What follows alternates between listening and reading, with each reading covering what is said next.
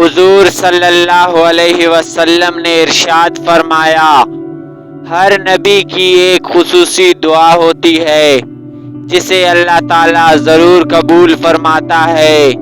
تو ہر نبی نے وہ دعا مانگ لی، لیکن میں نے اپنی دعا کو قیامت کے دن اپنی امت کی شفاعت کے لیے بچا کر رکھ لیا۔ صدقہ دینے سے مال کم نہیں ہوتا، اور معاف کر دینے سے اللہ تعالیٰ اس کی عزت کو بڑھاتا ہے۔ جو شخص اللہ کے لیے جھکتا ہے تو اللہ تعالیٰ اس کو بلند فرما دیتا ہے۔ مومن کو جو بھی تکلیف پہنچتی ہے، اللہ تعالیٰ اس کی وجہ سے اس کے گناہوں کو مٹا دیتا ہے۔ جو کسی تنگ دست قرض دار کو مہلت دیتا ہے یا قرض معاف کر دیتا ہے، اللہ تعالیٰ اسے قیامت کے دن عرش کا سایہ نصیب فرمائے گا، جبکہ اس دن اس کے علاوہ کوئی سایہ نہ ہوگا۔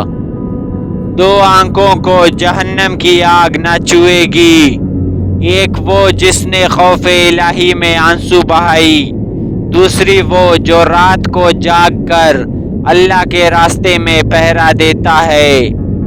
دو قطرے اللہ تعالیٰ کو سب سے زیادہ پسند ہیں، ایک آنسو کا قطرہ جو خوف الہی میں گرے، اور دوسرا خون کا قطرہ جو اللہ کے راستے میں گرے۔ جس نے اللہ کے لیے دوستی کیا اور اللہ ہی کے لیے دشمنی کیا، اللہ کے لیے دیا اور اللہ ہی کے لیے نہیں دیا، تو اس نے اپنا ایمان مکمل کر لیا۔ جو اللہ اور قیامت کے دن پر ایمان رکھتا ہے، اسے چاہیے کہ جب بولے تو اچھی بات بولے، نہیں تو خاموش رہے۔ لوگوں میں انتہائی برا آدمی وہ ہے جس کی بے حیائی سے بچنے کے لیے لوگ اس سے کنارہ کشی کریں۔